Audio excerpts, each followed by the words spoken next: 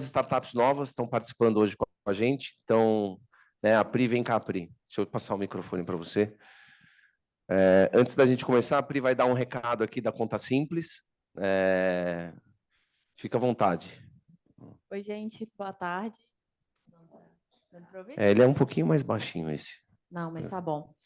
Gente, tudo bem? Meu nome é Priscila, eu sou de parcerias na Conta Simples.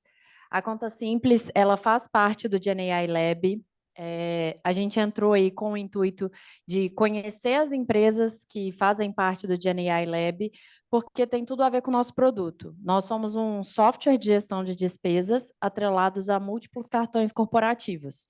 Então, nosso intuito é ajudar a simplificar a vida e a gestão ali do financeiro. Então, a gente tem ali diversos cartões que podem ser gerados tanto por centro de custos, criação de perfis de usuários, de acordo com a demanda de cada empresa. Então, para uma startup, principalmente ali na questão da gestão de gastos, é muito importante, porque geralmente tem uma dificuldade ali no início na parte de aprovação de limite de crédito. E hoje a gente tem aí um produto que a gente tem aprovado bastante crédito aí, bastante limite para as startups, então, de acordo com a demanda, os cartões, eles podem ser gerados, assim, inúmeros cartões. Muita gente utiliza para gestão de viagens, pagamento de software, criação de cartão por software. E o legal é que a gente tem um relatório de gestão de despesas que ele fica atrelado aos cartões de crédito. Então, esse relatório é para um acompanhamento. Então, todos os gastos que você faz no cartão de crédito, você tem visibilidade ali pelos relatórios de gestão. Então, se vocês tiverem interesse, quiserem aí fazer uma análise de crédito, podem me procurar, estou sempre aqui na Distrito, tem um QR Code ali na sala também, e o meu contato está no grupo ali do GenAI. Então, estou aí à disposição, vamos bater um papo. Bom? Experiência, tá? Facilita muito. Então, você abre lá um cartão só para cloud, você sabe quanto você está gastando de cloud. Aí você vai lá, abre um cartão só para viagem, né? Você sabe quanto você está gastando de viagem. Então, praticamente já faz toda a conciliação ali, facilita muito. Então, recomendo. Fora o crédito, né? Assim, porque às vezes você começa a usar o cartão. Tem startup que às vezes fez um funding, né? Tem um faturamento baixo, mas você está com a conta carregada, mas você não consegue usar o cartão trava toda hora, né? Porque às vezes os mecanismos de bancos mais tradicionais não estão setados para uma empresa que não tem giro ter um cartão de crédito que não trava, ou seja, que tem um limite mais alto. Então a Conta Simples ela entende tudo isso. Então já fez um produto super flexível, assim, facilita muito. Já começa o financeiro certo, Exatamente. né? Quando o fundo vier fazer a due diligence, né, já vai estar muito mais tranquilo de mostrar ali os gastos. Então, fique à vontade, a Pri está sempre por aqui também, fala com a gente, né? Beleza? É isso, gente. Muito obrigada, viu? Obrigado, valeu, Pri. Muito bom. Valeu. Gente, vamos fazer aqui, então, começar o nosso VC Meeting. Antes de eu chamar aqui os convidados, pedirem para vocês se apresentarem, eu queria dar uns recadinhos. Então, a gente está com vários desafios de corporações abertas na plataforma. Cadê a Lê? Lê, você vai mandar o link no grupo? Boa. Então, turma que está online também, eu acho que a gente está com 8 ou 9 projetos, tá, abertos. Tem vários projetos da RTM. A RTM é uma telecom, né, especializada para o mercado financeiro. E essas conexões estão rolando, tá? Então, eu não sei se a turma da Neurons está aí, mas a Neurons que fica lá no Porto Digital, que também é residente aqui do Lab, está fazendo com a gente um projeto na John Deere, então um projeto de copiloto de IA para vendas. Então esse projeto está entrando, eu tive em Maringá há 3 semanas atrás, esse projeto já está entrando em operação. Que eu estou numa outra sala aqui. A gente tem também a turma da Lunar Base. Tem alguém aqui? Boa. Então, e a gente vai rolar o projeto com a Visia lá. Então, assim, o piloto foi aprovado, a turma tocou um sino aí agora à tarde, foi aprovado o projeto. Então, já fala para a turma lá. E onde que eles estão no Canadá, né? Uma parte do time. Na Suíça, né? Boa. Então, um projeto de inteligência artificial para prever quando uma cidade vai precisar construir uma escola ou um hospital. Super legal o projeto. Então, imagine o seguinte, tem um monte de variáveis, inclusive o que o prefeito promete no plano de governo, né, que demonstram que aquela cidade pode vir a construir ou pode abrir uma licitação. Então, a gente está combinando uma série de dados aí para trazer esse tipo de inteligência. Muito, muito legal, porque eu acho que assim não vai resolver só o problema da Visia, que é uma construtora de escola e hospital, mas vai resolver também o problema de um monte de gente que fornece para governo. Então, a turma da Visia já está de olho em transformar isso também num produto de mercado. Então, assim, são 2 projetos aí mais recentes com startups aqui do Lab. Então, assim, fiquem atentos nesses desafios que a Letícia vai mandar lá. Tem bastante oportunidade com empresas, tá? A Sanofi, inclusive, está com um projeto aberto para educação médica continuada. Então, temos aí, né, algumas startups que estão olhando para esse setor de educação. Então, podem entrar lá, beleza? Bom, vamos começar aqui o papo. Queria agradecer, Orlando, Edu, obrigado por estarem aqui. Queria começar perguntando para vocês, pedindo para vocês, na verdade, se apresentarem, contando como surgiu os negócios de vocês, né? Então, assim, um pouquinho da tese, da visão por trás do SoftBank, da BR Angels. E antes de mais nada, isso aqui é um bate-papo. Então, daqui a pouco nós vamos abrir para perguntas, né? Então, já pensem aí o que vocês querem saber também deles, beleza? Vamos lá, quem começa aí? Pessoal, antes de mais nada, boa tarde, obrigado, Gustavo, pelo convite. Prazer estar com vocês aqui. Prazer estar com o Edu, a gente já trocou tanta ideia.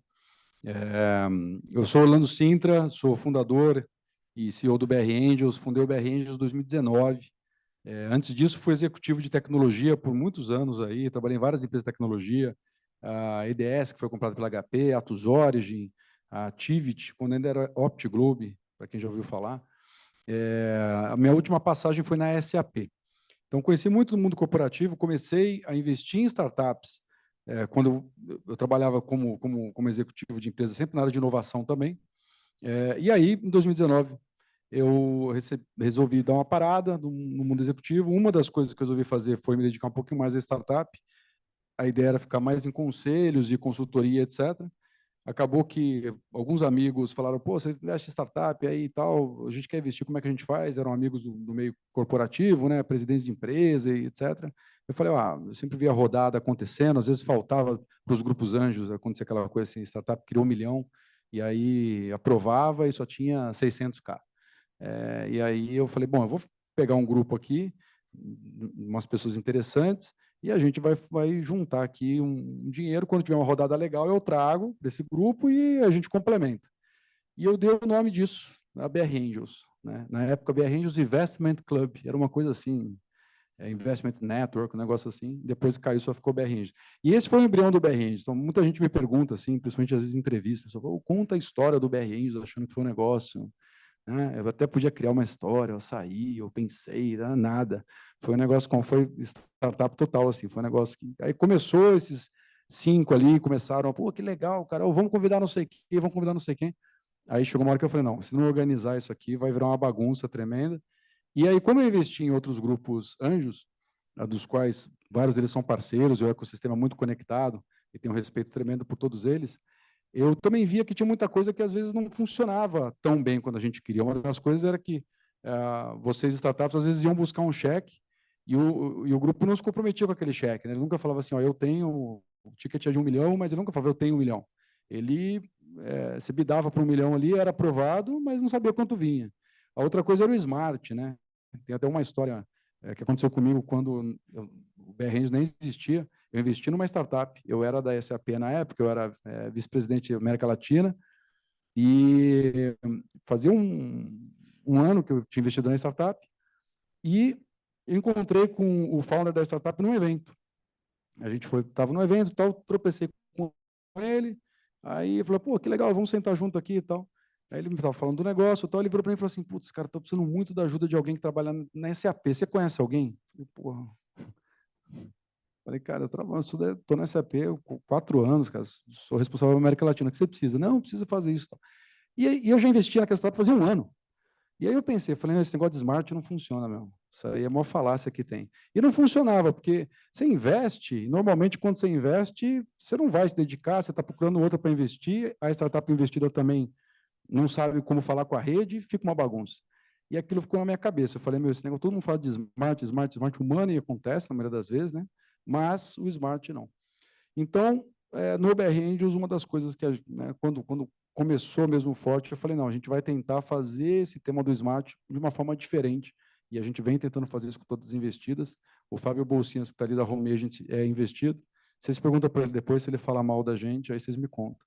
Mas ele é um dos caras, a Home Agent é uma das startups que usa muito desse smart, das conexões, etc. E a gente está toda hora enchendo o saco deles, perguntando, cara, o que a gente pode fazer de diferente para vocês usarem mais? Né? Para finalizar e passar aqui para o Edu, eu vou falar bastante, porque eles têm muito dinheiro, e a gente não tem tanto. Então, a gente tem que vender o nosso peixe, tem que falar e tal. Se vocês precisarem de muito dinheiro, é com eles. Né? A gente investe 5, eles começam olhando em 50, né? Então, mas, para finalizar, o BR Angels é uma associação de investimento anjo, tem hoje mais de 250 CEOs, C-Level, e por que C-Level? Né? Porque eles, em tese, podem agregar muito nesse smart, nessas conexões. Gustavo faz parte do BR Angels, um baita ativo que a gente tem lá, agradeço por estar lá, já fez várias mentorias, inclusive, com startups, e para a gente fazer essas conexões é, de fato, fazer esse smart funcionar e é, de fato, o que leva valor, né, para vocês. Além, obviamente, do dinheiro. A gente está super aberto para quem quiser se aplicar. A gente tem uma política de não declinar as startups. O que é isso? Né? Quando você entra no BR Angels, a gente segue o processo. Se, por acaso, não foi para frente por algum motivo, a gente tenta explicar o porquê, dá a nossa visão e deixa você se reaplicar quantas vezes você quiser. Então, você tem a chance de se reaplicar até o momento que, de fato, fizer sentido, né? ou ir para frente ou não. Nós temos casos de startups que se aplicaram 3, 4 vezes e foram aprovadas, tem investidas em que isso aconteceu. Então, é uma política um pouquinho diferente do que o ecossistema também acaba fazendo. Então, eu fico à disposição para as perguntas aí, já deu tempo de vocês pensarem bastante coisa, né? Vou passar aqui para o Edu. Vai lá, Edu. Boa, obrigado, Gustavo, pelo convite, obrigado, Orlando, prazer estar aqui. Eu sou Edu Vieira, eu sou sócio do SoftBank na América Latina e lidero as áreas de marketing, comunicação e relações institucionais desde 2019, quando o fundo, na verdade, iniciou aqui as operações na região. Antes disso, eu fui founder, né? Montei minha própria agência digital em 2007, fiz um exit e entre a saída e o SoftBank fiz algumas outras empresas também, fui cofundador da Esfera Brasil, que é um think tank que discute política, trouxe a Fast Company para o Brasil, enfim, outras coisinhas. E na minha vida pregressa, fui jornalista de redação, cobrindo tecnologia e acompanho aí o mundo da internet desde 1995. Então, sou um dos dinossauros aí dessa cobertura, idade da pedra, da banda de escada, né? Da internet de escada, da linha de escada. Bom, SoftBank, acho que todo mundo conhece aqui, né? O maior fundo de tecnologia do mundo. Hoje são 470 empresas no nosso portfólio no mundo inteiro, mais de 160 bilhões de dólares investidos, né? Tudo fruto da megalomania do Masayoshi Son, né? Aquele cara que chegou um dia para um moleque da China chamado Jack Ma, botou 20 milhões de dólares numa empresa chamada Alibaba, e anos depois, no IPO, esses 20 viraram 50 bilhões, e ele não vendeu as ações. E daí ele esperou um pouquinho até chegar a 110 bi, daí ele vendeu um pouquinho, daí foi caindo, daí subindo, caindo, não sei o quê, daí acabou se livrando um pouquinho das ações e deixamos de desinvestir, né? Deixamos de investir há 2 anos atrás, tirando aí mais ou menos uns 70 bi de lucro, né? Então, mas é esse tipo de cara, né? Cara que ali nos anos 90, em 96, ele estava em Stanford e conheceu o Jerry Yang e o David Filo do Yahoo, e levou o Yahoo para o Japão no mesmo ano, que os caras estavam abrindo o Yahoo lá fora, né? O cara que fala de banda larga, em primeiro lugar, e que vem falando de AI desde 2010, mais ou menos, né? Enfim, megalomanias à parte, O Masa resolveu olhar para a América Latina e entramos aqui em 2019. E o SoftBank hoje é, sem dúvida, o maior investidor aqui da região para late stage. Já foram 105 empresas no portfólio, hoje nós temos 76 empresas no portfólio, né? Então tem Nubank, Inter, Creditas, Rappi, enfim, Quinto Andar, um monte de empresa, né? E super abertos a investimentos, né? Apesar de todos os altos e baixos aí dos últimos anos, a gente se manteve muito ativo. O projeto de América Latina é de longuíssimo prazo. Obviamente, a gente fez muito investimento até para comprar mercado nos 2 primeiros anos, depois veio uma queda, mas a vida anda ocupada, tem bastante coisa que a gente está vendo. E a gente fez também uma iniciativa em 2020 uma tentativa, na verdade, de ter um braço de early stage dentro da nossa estrutura, mas a gente viu que não era a nossa vocação, então esse braço ele se tornou um spin-off de uma gestora independente que chama Upload Ventures, que já tem 2 anos de atuação, que vocês devem conhecer também, e nós somos aí o principal limited partner deles, ancoramos aí grande parte dos investimentos. Então, overview é isso aí. Não, interessante. Ou seja, a Upload, hoje em dia, ela é o caminho, muitas vezes, de entrada, né? Ou seja, os deals mais early stage que vocês recebem, vocês encaminham para a Upload, e a Upload pode olhar e, quando a empresa estiver maior, vai para o radar do SoftBank. Qual que é o radar? Ou seja, em que momento a empresa começa a entrar no teu radar? Só para... Olha, a gente tem um processo grande de sourcing, de acompanhamento desde o início, né? Não só com a Upload, mas com outras empresas, né? Berry Angels e outros tantos fundos de early stage. Mas para nós, em termos de investimento, o sweet spot ali é Série B, né? Série B. Série B ali, os nossos cheques começam em $10 milhões. 10 milhões de dólares. Perfeito.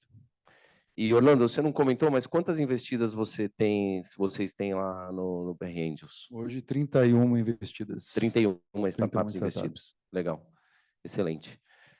Vamos aproveitar mais um aquecimento antes da gente abrir para perguntas, mas comentem um pouco sobre como é que vocês estão vendo essa retomada do mercado de venture capital, né, com pelo menos juros parando de subir, né, no caso do Brasil aqui já descendo, enfim, ainda existe muita discussão, né, se a economia americana vai aguentar isso, se realmente vai conseguir ainda baixar mais 1 ou 2 vezes esse ano, ou se vai ficar mesmo para o ano que vem, mas a tendência é, né, de, ao longo do tempo, ir baixando juros e, conforme os juros caem, o capital de risco começa a ficar mais interessante. Como é que vocês estão vendo essa retomada? Em termos até de pipeline, vocês têm recebido mais pipeline, estão escrevendo mais cheques? Como é que vocês estão vendo? Queria ouvir os dois aí sobre isso. Legal. Do acabou de voltar de Nova York, vai ter notícia até mais fresquinha aí. A gente veio um momento, a gente estava tomando café ali embaixo comentando um pouco. O momento é bom, é um momento muito mais maduro, né? Para quem viu alguns anos atrás aí aquela loucura, né? Tinha muito dinheiro na rua, o que é bom, porque as rodadas pareciam que eram mais fáceis, né? Muita coisa acontecendo, muita startup tendo em todos os estágios, né? No comecinho, Series A, Series B, e todo mês você via ali recorde em cima de recorde. Só que isso gerou uma série de outros efeitos colaterais, né? De certa forma, muita gente querendo ter o retorno lá na frente, o retorno lá na frente é a IPO. Então, a gente já vê aí, né, um sinal de quantos IPOs você viu já aconteceram, não vê. Então, isso é uma coisa, está parado lá na frente. Naquela época, tinha IPO atrás de IPO, né? Todas as empresas, para quê? Exatamente para dar a vazão da liquidez no último estágio lá na frente. Mas isso também gerou uma série de valuations inflados, né? E até uma disrupção assim das pessoas entenderem o que era o valuation. Quando a gente via startup que não estava faturando nada, às vezes já, não, meu valuation é de 50 milhões. E isso acontecia com a gente, assim. Não, quanto ao valuation? Não, 40 milhões, uma ideia legal, mas o que você... Não, é pré-operacional. Tinha um plano interessante. Aí a gente falava, cara, não dá, a gente não vai investir. Aí um grupo do lado, uma semana depois, investia. Aí a gente ficava louco da vida. Falava, puta, e se esse negócio dá certo, né? Se vira um unicórnio, o que a gente vai fazer? Então, dava um frio na barriga. E a gente não sabia se a gente estava errado. Aí o mercado veio essa coisa do mercado pegar e dar aquela balançada. Tudo secou, né? Parou, mas foi aquele freio de arrumação. Então, a forma como, pelo menos, a gente vê, a gente nunca parou de investir, né? Porque do nosso lado o cheque é muito menor. A gente chega até $1 milhão, 5 milhões de reais, que para investimento anjo é até um cheque grande. Mas, comparado com o Series B que o SoftBank investe, muito menor. Então, a gente tem a oportunidade de achar algumas boas startups e fazer um investimento. Então, a gente diminuiu o ritmo, porque esse ritmo também na cadeia toda deu uma diminuída, só que veio muitas startups melhores preparadas. Acho que deu uma desembaçada, assim, né? Tinha muita coisa acontecendo às vezes, muita gente querendo investir muito rápido, então tinha aquela FOMO de que entrava uma rodada, olha, se você não for investir, o outro vai investir, e você tinha que decidir rápido. Hoje não. Hoje as rodadas abrem, elas estão bem mais longas, a negociação é bem mais longa, bem mais pé no chão, tem bem menos pressão, acho que de ambos os lados, de falar, ó, tem que acontecer rápido. Dá para você compor com outros investidores na mesa, o que a gente acha que é bom para quem está do nosso lado, do lado da startup também. Então, tem aí, eu acho que uma racionalidade maior.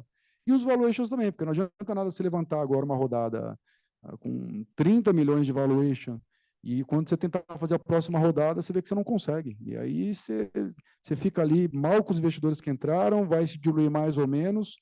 Quando chegar lá no Series B com o software, ele vai olhar aquela sua jornada e vai falar, cara, mas o que aconteceu aqui?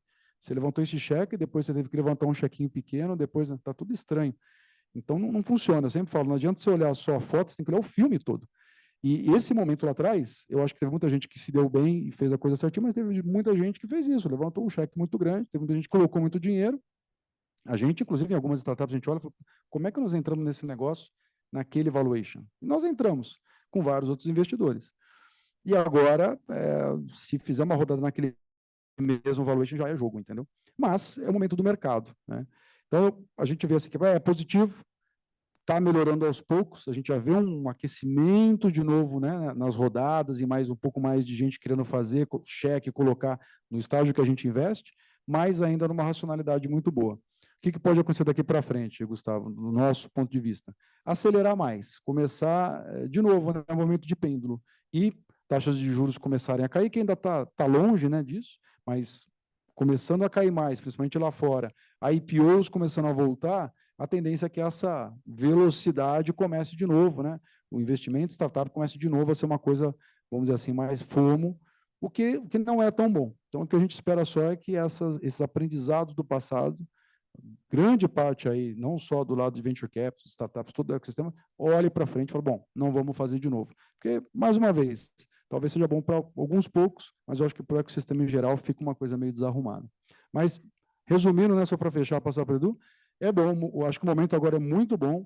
A gente vê startups que nós investimos 12 meses atrás, tem uma, estava falando com ela hoje, investimos 12 meses atrás, a galera fazer uma rodada agora, valorizar 6, 7 vezes, já pensar da segunda. Quer dizer, isso mostra uma racionalidade, parece que a coisa está funcionando. E você, Edu, como é que está a atividade lá no SoftBank? Vocês estão voltaram a escrever mais cheque? Como é que você está vendo daqui para frente? Em primeiro lugar, eu assino embaixo tudo que você falou, Orlando. Acho que assim, o mercado ele é cíclico, né? E acho que a gente tem que estar muito atento aos movimentos que acontecem e acompanhar os movimentos. Acho que a gente teve um ciclo gigantesco de liquidez, de muito investimento aí lá para 2019, entre 2019 e 2021, e que tinha muito fundo aqui que veio e foi embora, fundo turista, enfim, mas os que ficaram e fundos que são sólidos, eles tiveram realmente e eu obviamente me incluo nessa, um apetite, uma voracidade de realmente entender quais eram as melhores oportunidades do mercado e investir nessas oportunidades. Depois teve essa baixa de mercado, mas a atividade não diminuiu. O que diminuiu, na verdade, foi a assinatura do cheque justamente por essa questão de valuation, né? Para você ter uma ideia, em 2021 e 2022, que já foi um primeiro ano ruim, em termos de investimento, a gente avaliou mais de 114 empresas. Dessas, umas 30 chegaram no nosso nível aí de crivo final, e a gente fez due diligence em 5 e a gente fez 7 investimentos. Ano passado... América Latina. América Latina. Mas, normalmente, para a gente, América Latina, 60% Brasil, 30% México e os 10% restante Colômbia, ou Argentina, ou Uruguai. Ano passado, 23, foram 119 empresas avaliadas. 7 passaram no crivo e foi feito um investimento.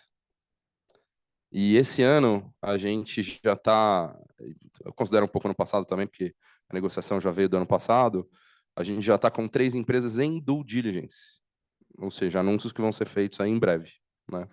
Então, dentro aí de um espectro, ou seja, a coisa realmente está começando a ganhar mais tração. Acho que no nosso caso, tem um pouco a ver não só com o mercado em si, a situação do mercado, mas também com a situação das próprias startups. Como a gente a gente investe em série B, investe em late stage, eu acho que a gente pegou uma geração de startups brasileiras que foram fundadas lá atrás, 2010, 2015, e que estavam no momento de receber um cheque em 19 e 20. Daí muitas receberam cheques de late stage em 19, 20 e 21. Deu uma barrigada e acho que agora a gente está começando a ver novas empresas a chegar nesse momento de pegar um cheque do tamanho do cheque que a gente assina. Então é o pêndulo mesmo, né? Sobre mercado, acabei de voltar de Nova York, né, na Brazil Week.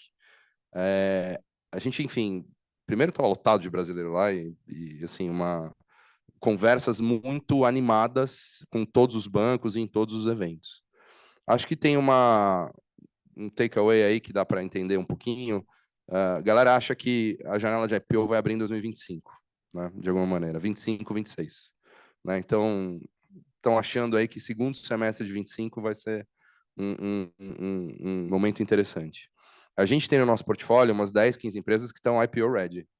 Então, só esperando um momento de fato, né?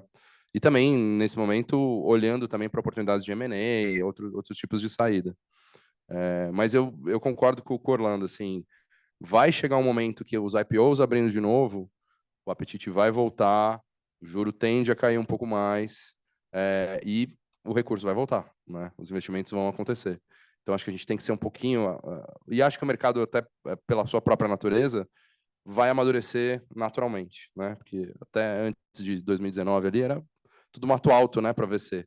A gente assim vive essa pujança do ecossistema aqui, mas a gente esquece que o mundo de VC no Brasil, na América Latina ainda é muito pequeno, né? Então tem muita coisa para construir ainda. Boa, excelente. Gente, o que vocês querem saber? Vandré, nós temos prioridade, eu e você, Vandré, porque nós sempre somos os dois que mais perguntamos. Não, vamos lá, vou passar aqui o microfone para vocês. Vamos começar. Pode começar. Beleza.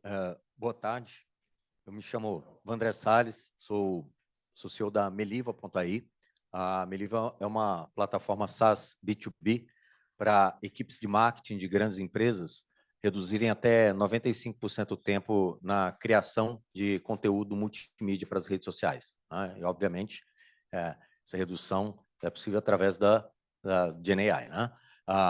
Eu tenho 2 perguntas, uma para o Edu e a outra para o Orlando. A para o Edu é o seguinte, no momento atual agora, como que a SoftBank vê o estágio de empresas Latam para soluções em GenAI, né? Ou seja, quão maduras estão empresas em solução de GenAI para o radar atual da SoftBank e, caso não estejam maduros o suficiente, que expectativa vocês têm, sabe, de ver soluções, né, pela linha do tempo aí, já prontas para entrarem, tá? Isso é o que a gente está buscando, na verdade, né? A gente acha que a América Latina, sobretudo, dificilmente você vai ter grandes empresas de infraestrutura e LLMs assim mais elaborados, mesmo porque a competição é muito grande com o mercado lá de fora. Mas o nosso olhar hoje é muito de AI vertical SaaS, né? E olhando muito também, apesar da gente ser agnóstico de segmento, enfim, e agnóstico também de solução, se existe algum desenvolvimento em GenAI, é uma coisa que vai brilhar o olho do nosso comitê de investimento, né? É meio uma orientação geral. A gente acha que o empreendedor da América Latina não deve nada para qualquer outro empreendedor. Então, as soluções em termos de qualidade que a gente vê de aplicação em cima das camadas de LLM que já existem, elas meio são padrão em termos de qualidade ao melhor do que a gente vê lá fora. E eu acho que também, obviamente, como o mercado todo, vai acontecer um momento de maturidade O uso, obviamente, vai crescer cada vez mais e a gente vai ter cada vez mais casos de sucesso. Então, assim, para nós, estamos olhando muito de perto esse pedaço, com muita atenção, e tentando separar também um pouco do joio do trigo, né? Ou seja, tem muita gente que fala que usa AI, mas de fato simplesmente tem ali aplicações muito básicas ainda, mas a gente acredita que tem muita coisa para desenvolver. Legal, bacana. Obrigado. E agora a pergunta do Orlando. Posso já deixar as duas prontas, né? Tá. Pro Orlando é o seguinte, agora é o contrário, tá? Eu já acredito que vocês devam estar recebendo um volume considerável de soluções de empresas aí que estão fazendo isso, né? Falando, nós somos uma solução de GenAI. Como que vocês estão trabalhando hoje para não acontecer o problema do pêndulo recente, né? De passar por esse FOMO de, cara, olha, está nascendo isso, não posso perder a oportunidade, e conseguir entender dessas soluções que estão surgindo agora em early stage, o que é vapor mesmo, né? Essas coisas que o cara está só maquiando o negócio com GenAI, ou essas soluções que de fato são vistas por vocês como soluções com potencial de se tornarem grandes empresas. Legal, excelente pergunta, obrigado. A gente tem, mais ou menos, em média, 200 startups que entram no nosso funil. Toda startup que entra no BR Angels, ela obrigatoriamente tem que entrar no website, né? Tem um cadastro no website. Aliás, quem quiser, em algum momento, se aplicar, super convidado, né? Entra www.brangels.com.br, já tem lá uma entradinha ali para escrever a sua startup. E aí pode colocar, ó, sua startup do distrito, né? Já vem ali indicada, né? Já vem ali com. Eu vou ligar para o Gustavo e falar, Gustavo, e aí? Você indica? É boa, não é boa? Tá, ele já dá a ficha. Mas, brincadeiras à parte, coloque sim que é startup que vem aqui do distrito. Então, o volume que a gente tem é um volume relativamente grande, né? Eu estava contando para o Edu, a gente trabalhou e continua trabalhando muito para ter esse volume. Porque vem coisas orgânicas, né? Então, de mídia, etc. A gente tem um time que vai atrás das startups. Então, tem o Web Summit, a gente foi lá para o Web Summit, estávamos juntos lá. Depois a gente faz uma série de ações para quais startups que a gente quer convidar para ela estar com a gente aqui.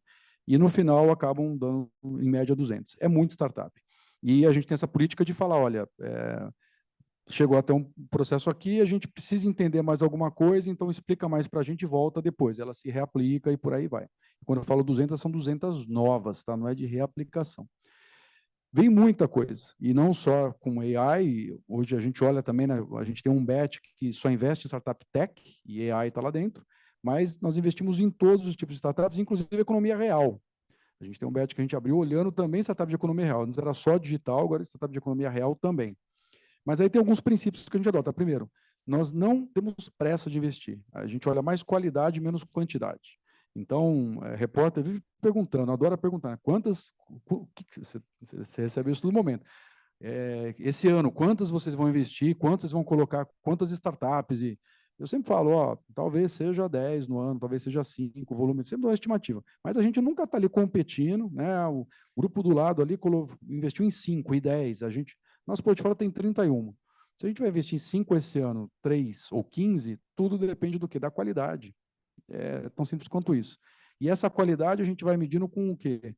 Com o Smart, com a capacidade das pessoas que a gente tem no BR Angels de analisar essas startups. Então, a gente usa muito essa rede de 250 pessoas nas competências que elas conhecem para analisar. E ali tem um monte de tecnologia que mais tem gente.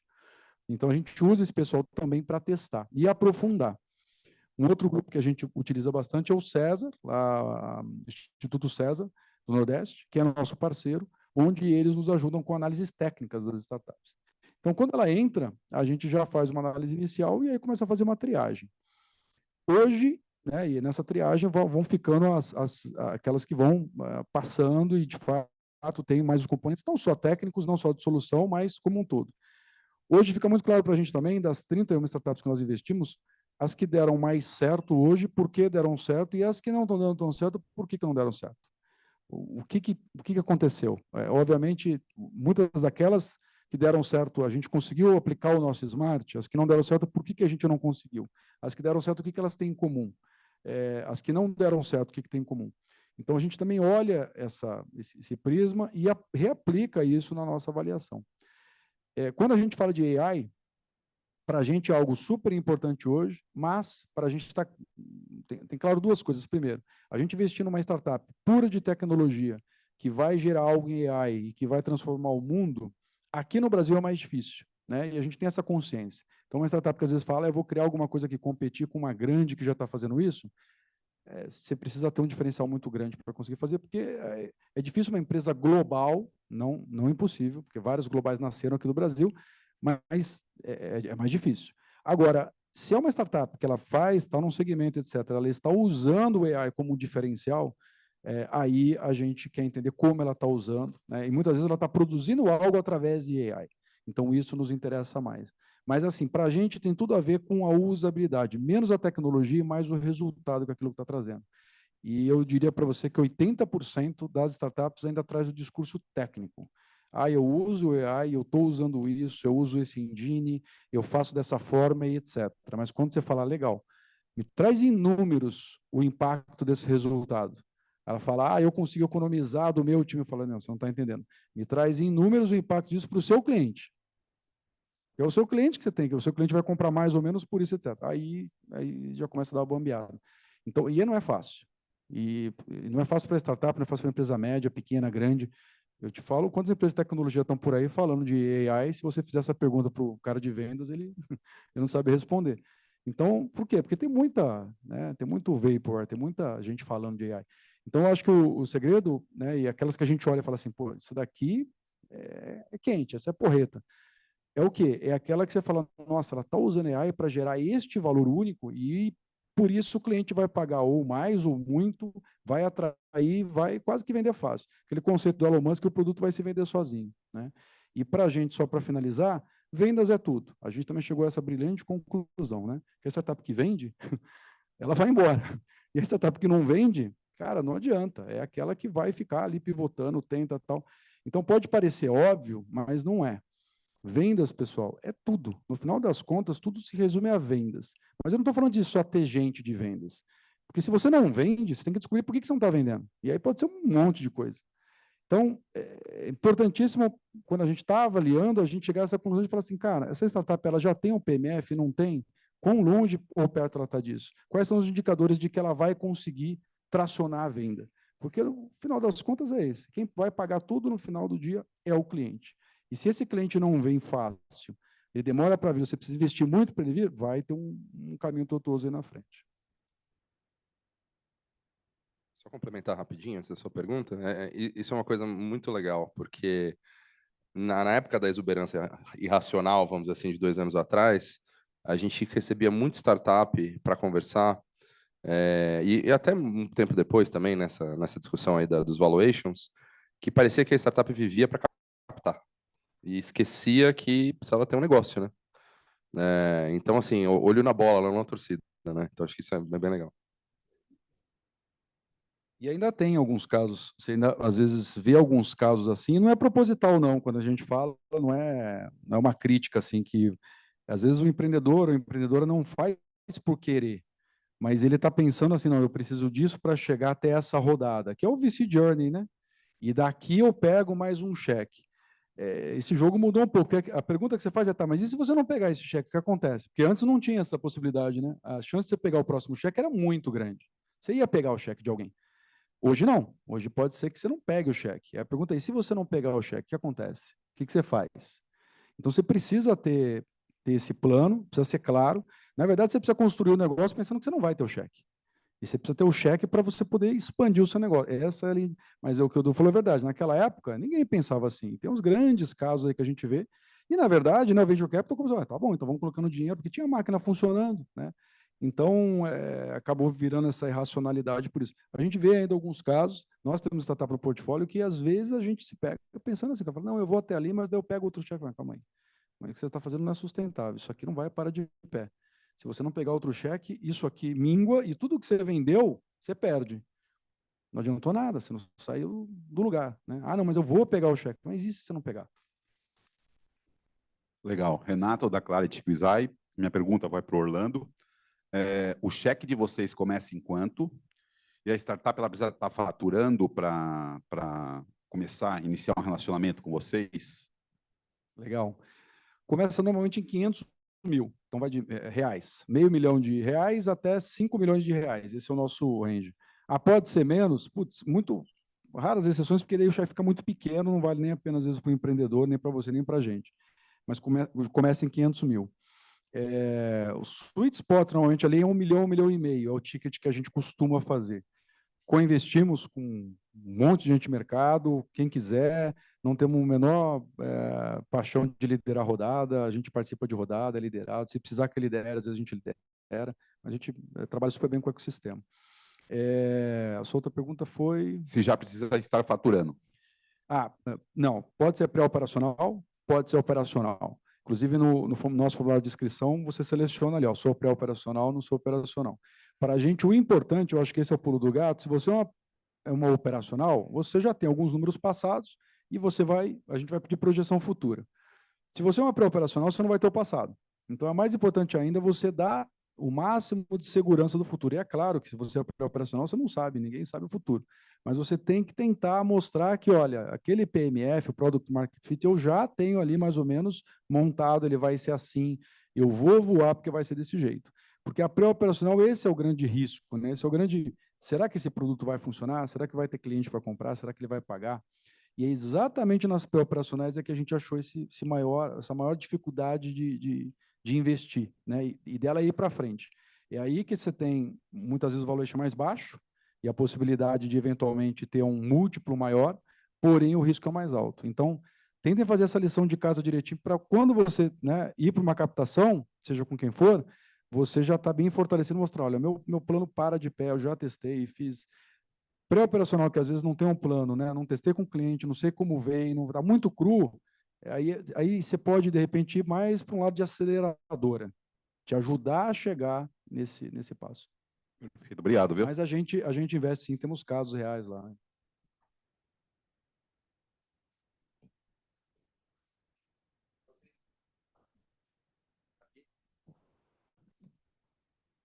Tudo bom?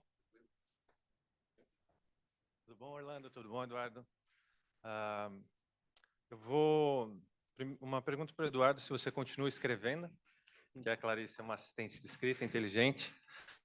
Eu já faço a apresentação de que, para poder entrar na pergunta, a Clarice surge como uma IA antes das IAs generativas, né? Ela tem uma IA própria para revisão de texto em português. Explicando rápido, seria o Grammarly para o português. Né? Eu fiz doutorado em linguística computacional, pós-doc em inteligência artificial. E aí, quando surgem as IAs generativas, a gente integra com a Clarice. E uma das formas que a gente integra isso é, agora, além dela conseguir revisar os desvios que tem no seu texto, como o Grammarly, certo? Ela te sugere qual é o trecho que você pode substituir aquele erro, em vez de você ter que ir lá como humano e arrumar, certo? Então, eu uso um LLM, o GPT-4, para poder dar a sugestão, mas eu não uso ele para identificar os erros, porque a acurácia do ChatGPT para identificar erros em português é de 60%, da Clarice é de 87%, certo? Então, eu uso uma mistura de tecnologia brasileira, foi desenvolvida com FAPESP, né? E a gente vai pegar agora o PIP FAPESP nessa rodada CID que a gente está levantando, PIP Invest. E aí, assim, só para apertar um pouco a questão do... As empresas brasileiras não vão fazer tecnologia do zero, LLM do zero, ou elas usam uma API para poder entregar valor para o cliente. Eu acho que a gente está perdendo de vista onde tem mais valor, que é misturar, né, ciência, qual é a nossa defensibilidade, que é a língua, certo? Nesse caso específico, com o que a gente pode usar de outros players. Aí você consegue ter uma alavanca grande, né, com tecnologia própria e se diferenciar, certo? Então, como que a gente faz isso na Clarice? O que a gente está apresentando para os nossos investidores? Uma das partes do processo de treinar um LLM se chama Human Reinforcement Feedback, certo? Você treinou com toda a internet, agora você precisa dar uma provinha para essa IA, que é, tá certo o que eu fiz, o que ela está dando de output, certo? E o ChatGPT tem até aqueles joinhas para cima e para baixo para dizer se você se foi bom ou não. como ele tem 60% de acurácia em texto, se você dá um joinha, ele, na verdade, vai degradar um modelo em vez de ajudar a treinar um modelo, nesse caso. Por isso, a OpenAI usa uma empresa que chama Scale AI para contratar milhões de pessoas para ficarem dando feedbacks para a máquina. A Clarice, gerando valor para o cliente dela, para o nosso cliente, que é o escritor, o próprio escritor, quando escolhe a substituição do trecho melhor pelo trecho ruim, é em um Human Reinforcement Feedback.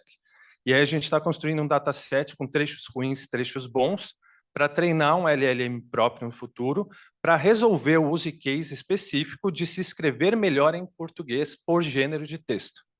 Certo? Deu para entender? E aí eu queria entender quem que, de fato, no mercado, tem essa visão, consegue analisar nesse nível técnico e de business esse tipo de coisa que precisa de um tempo, e eu peço desculpa para todo mundo por ter me alongado, para você conseguir se explicar.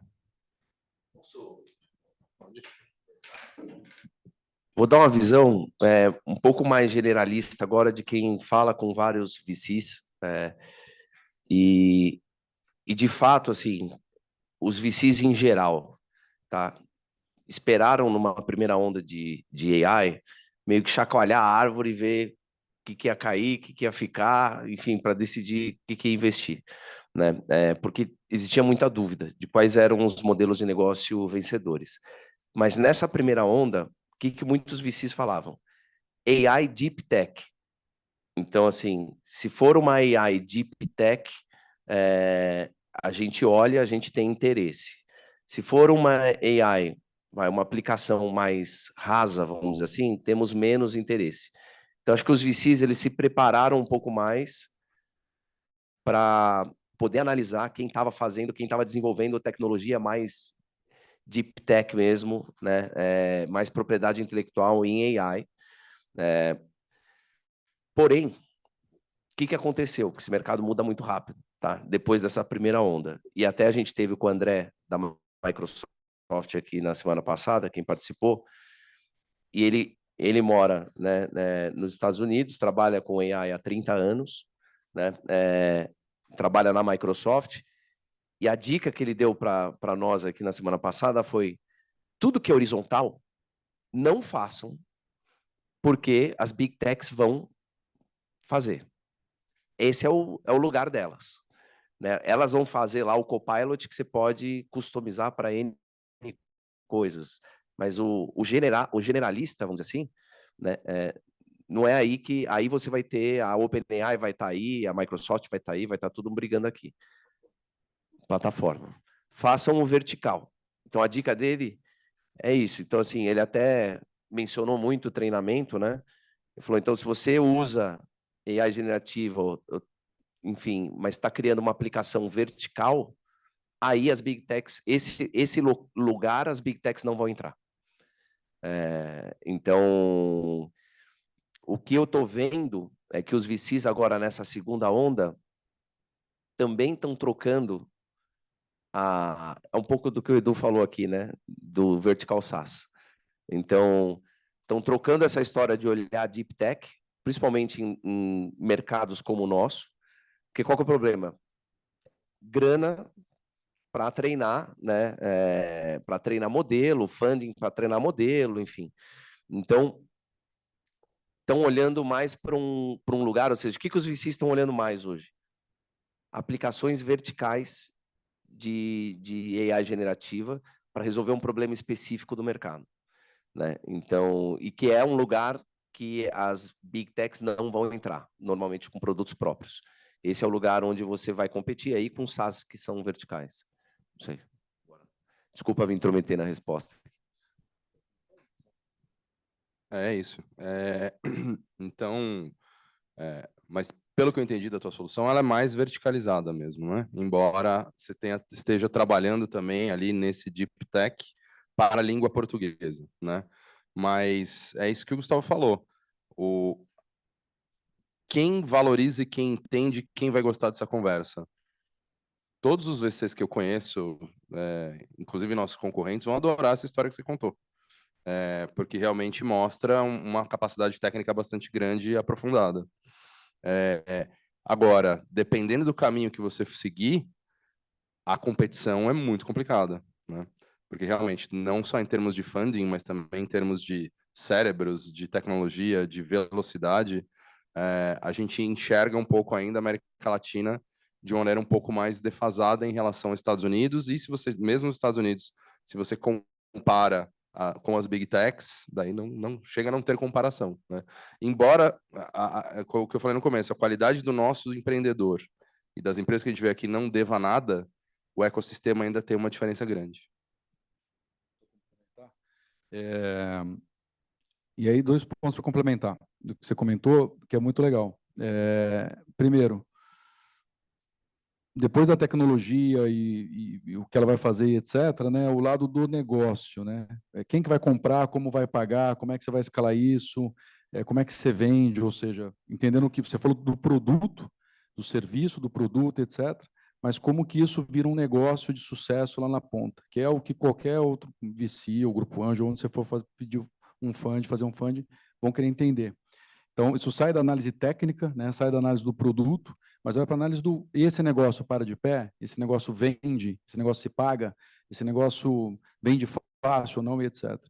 O outro exemplo que eu queria te dar, que é um negócio que, quando eu trabalhei na SAP, eu percebi claramente, e por mais óbvio que pareça, ali para mim ficou claro. A SAP tem um laboratório no Sul, que, aliás, foi afetado lá, infelizmente, pela catástrofe que aconteceu no Sul, que foi terrível, mas um laboratório, eu não sei o quanto foi afetado, um laboratório muito legal dentro de uma universidade e inovação. E uma das coisas que a SAP, obviamente, é RP, né? Ela tem RP, tem vários outros softwares, etc., mas global. Então, ela faz um sistema e distribui isso para o mundo todo. E aí tem as suas customizações, a customização para a Europa, alguns países da Europa, Estados Unidos, Brasil, que tem muita coisa específica, México, Índia e por aí vai. Pega o nosso sistema fiscal aqui, só a gente conhece, né? Uma lambança e muda todo dia. Então, tem coisas que são muito específicas do Brasil. A SAP tinha um grupo chamado de Localização Brasil. Esse era um grupo enorme lá em São Leopoldo. E é ainda, acredito eu, enorme. E eles desenvolveram uma solução, que na época chamava TDF, eu não sei se chama isso ainda, que era uma solução, um plugin, e que você vendia isso adicionalmente para o cliente, e numa época que mudaram alguma coisa de nota fiscal, todo cliente brasileiro precisava comprar. E isso foi exportado para a Índia, olha só. Porque a Índia começou também com uma lei que eles iam colocar lá e tal, e o produto era muito parecido. Então, onde que eu quero chegar com essa história? Dentro de uma empresa alemã globalizada, com produtos globais, o que o Brasil fazia, a unidade, a subsidiária Brasil fazia, e que gerava uma receita danada, era de um produto brasileiro, entendeu? E só o Brasil vendia isso na especificidade. Então, quando eu falei, né, da gente produzir, às vezes, tecnologia global, é mais difícil. Mas, às vezes, você pode pegar coisas que só a gente aqui faz, na complexidade que a gente faz, e isso, sim, pode virar algo global. Então, o ideal, juntando um pouquinho o que o Gustavo falou, o Edu também, é você pensar em coisas que, esse tipo de coisa não tem concorrência global. Esse tipo de coisa você não... E esse tipo de coisa, alguém lá fora vai olhar e falar, eu quero te comprar. Se eu vou entrar no... Eu quero te comprar. Porque é muito mais fácil eu te comprar e comprar todo o PI. Agora, eu não vou comprar se eu for concorrer com uma Microsoft, com uma Oracle, com uma... Cara, eu não vou... Não faz sentido, né? Você tem que ter alguma coisa muito específica. A gente investiu numa startup chamada Tiligan, que fazia... Alguém falou de produtos multimídia. Tiligan fazia algo parecido com isso. Não, talvez não como vocês fazem, mas ela fazia anúncios rápidos e tal. A gente investiu nela por 1 ano e 3 meses. Foi uma saída... um early exit, assim, veio uma empresa americana, a Vidmob, se não me engano, e pum, comprou. Assim, do nada. Eles foram fazer, a empreendedora foi fazer um fundraise, foi fazer um pitch de fundraise com a empresa, procurando dinheiro. O cara, não, foi no final, falou assim, não quero investir em você, eu quero comprar. Né? E fez uma saída. E por que eles fizeram isso? Porque eles queriam entrar no mercado brasileiro rápido, entendeu? E porque eles viram na Tiligan algo que eles não tinham, ia ser... Você até podia construir, mas já estava customizado para o mercado aqui, etc. Então, eu acho que é essa visão que se precisa ter. A gente vê muita startup que chega nessas 200 mensais aí, que não tem. O cara fala, meu produto é legal, é assim, tal, não sei o que, tal, mas como é que você vai vender? Tem um negócio? Com quem você vai concorrer? Não, a gente vai concorrer com as grandes. Cara, aí você já vê que para ali logo nas primeiras perguntas, entendeu?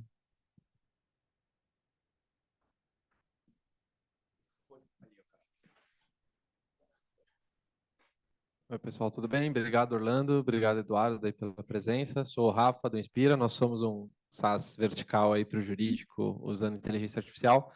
Tem uma pergunta para cada um. Para o Eduardo, eu sempre fico na dúvida, num organismo tão grande quanto é o SoftBank, o quão importante efetivamente é Latam versus os outros mercados, especialmente considerando o asiático e o americano.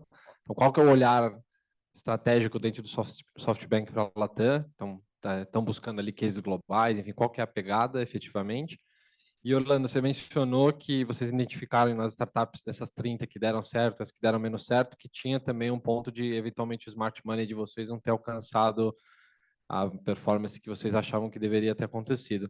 Mas vocês identificaram também uma ou duas coisas que fizeram muita diferença para que essas startups que se destacaram nessa jornada inicial, características que elas tiveram, ou dos founders, ou alguma coisa em específica que vocês viram que era um ponto em comum nessas que tiveram sucesso? Obrigado. Eu vou deixar o Edu responder primeiro. Eu só queria falar que as empresas que eu trabalhei na minha época de executivo, a América Latina era sempre 2%, 3%. Então, quando a gente não fazia a meta, todo mundo reclamava. Quando a gente fazia, ninguém nem ligava, porque era um negócio. Mas vai lá, fala do SoftBank.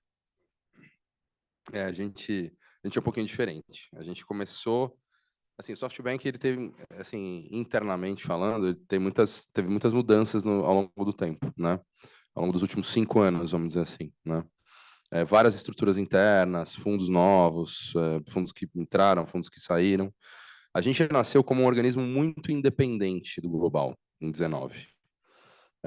Mas em 21, a gente se tornou cada vez mais global. Então, a estrutura que a gente tem, a gente tinha tinha os fundos Latam Funds, né?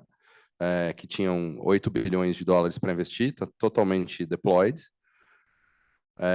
E não existe agora uma visão dentro do SoftBank que vai ter novos fundos específicos para a Latam. Está tudo dentro do mesmo pote, né? Então, a gente tem um pote hoje que tem mais ou menos uns 80 bilhões para investimento, e o time de América Latina ele faz parte do Investment Committee global, né? Então, as nossas políticas hoje são muito mais simplificadas. Tem um único chefe, um chefe em comum para todos os fundos, tem uma mesma estrutura de funções, jurídico, comunicação, marketing, legal, essas coisas, RH. Você tem uma estrutura super simplificada, global, que conversa entre todos os escritórios, né, fora do Japão. Né, são os principais escritórios, Londres, Nova York, Califórnia, São Paulo, Cidade do México e Miami.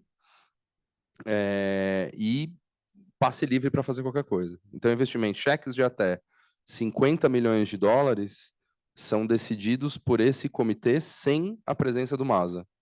E cheques acima de 50 milhões de dólares, daí o MASA tem que dar a bênção. Mas hoje a estrutura é extremamente simplificada e Latam senta na mesma cadeira do Vision Fund 1, do Vision Fund 2 e de outros fundos que eventualmente vão vir. Então, afortunadamente, é diferente. Muito bom, hein? Muito bom e deve funcionar muito melhor assim, com muito mais autonomia, né? Muito legal. Sobre a pergunta das startups, sem dúvida, a gente olhou o pelotão ali que cresceu, né? E cresceu bem, e algumas coisas que chamaram a atenção. Primeiro, elas não estão nichadas. Explico. As que estão indo bem e as que não estão indo bem, você vê claramente. Eu vou dar um exemplo aqui: cripto, uma startup que é de cripto. Pega um vento contrário, né, de metaverso, cripto, afunda. Startups no segmento de pet. Pet foi um segmento que, né, teve aí toda uma coisa de mercado, pet, todo mundo falava de pet, negócio de pet, de repente pet entrou numa vibe ruim, né? Então o segmento todo dá aquela. Isso pode ocorrer em qualquer segmento, né? Segmento imobiliário, às vezes entra numa vibe ruim. Então, as startups, quanto mais nichada ela está, por mais óbvio de novo que pareça, né? Quando você coloca no gráfico 30 e começa a ver padrão, mais nichada ela está, mais suscetível ela está a isso. Pega alguma coisa no segmento, ela vai junto, ela pode ser a melhor startup do mundo. E, de novo, não é startup, é negócio pequeno, médio, grande. Então, esse é um ponto. As que estão indo bem, elas estão em coisas mais espalhadas. Às vezes, num segmento, sei lá, startup que está envolvida dentro de ESG, mas ela tem um bojo imenso de coisas. Então, é difícil pegar alguma coisa ali que saiu errado e fazer ela parar. Segunda coisa, ter claramente esse driver de vendas, essa coisa de trazer o dinheiro para dentro de casa. Então, isso é claríssimo. elas não buscam funding para crescer, elas crescem para buscar funding. Então, isso tem uma diferença grande. Então, elas vão lá, entregam resultado, e aí elas vão fazer o fundraising. E quando elas entregam o resultado e vão fazer fundraising, fica muito mais fácil, porque daí elas vão ter a conversa de cabeça erguida, né? Elas vão sentar lá com o SoftBank, ainda não, né? Quem sabe no futuro, mas daí quando o Edu chega e pergunta, escuta, me mostra aí o track record. Tá lá, o cara falou, já entreguei isso, eu vou te falar que eu vou fazer 200, porque eu já fiz 50, tá aqui. É diferente você falar, vou fazer 200, mas eu fiz 10 e falei que ia entregar. Então, elas entregam o resultado. E isso é difícil, porque, na verdade, você está crescendo, essa coisa de resultado não é fácil. Mas, quando você cria esse track record, né, claro, você consegue buscar um fundraising melhor e aí vira um círculo virtuoso. E quando você não consegue vender, não consegue tracionar, está preso ali no PMF, no produto, ou para quem você vai vender, ou você acha que você está vendendo, mas você não está, porque você tem que ficar customizando o seu produto toda hora para todo cliente e tal, e aí não rende, ela fica presa num círculo vicioso. E a última coisa, a gente falou do Smart, isso é uma coisa mais do BR Angels com a startup, esse primeiro pelotão claramente são startups que a gente consegue adicionar muito valor e ela usa muito do nosso valor. Isso é uma coisa que a gente olha quando a gente investe. De repente, uma startup se aplica, uma startup excelente, mas ela é de uma tecnologia específica que a gente não tem nada a ver, a gente não consegue ajudar, na nossa tese do BR Angels, a gente não investe nessa startup. Porque a gente entende que a gente só vai entrar com dinheiro, e aí para a gente não faz sentido. Então, esse primeiro pelotão também, claramente, sabe utilizar a rede, buscar ajuda, e transformar isso em valor, né? Então, esses foram alguns dos pontos que nós encontramos aí que fizeram elas serem um sucesso.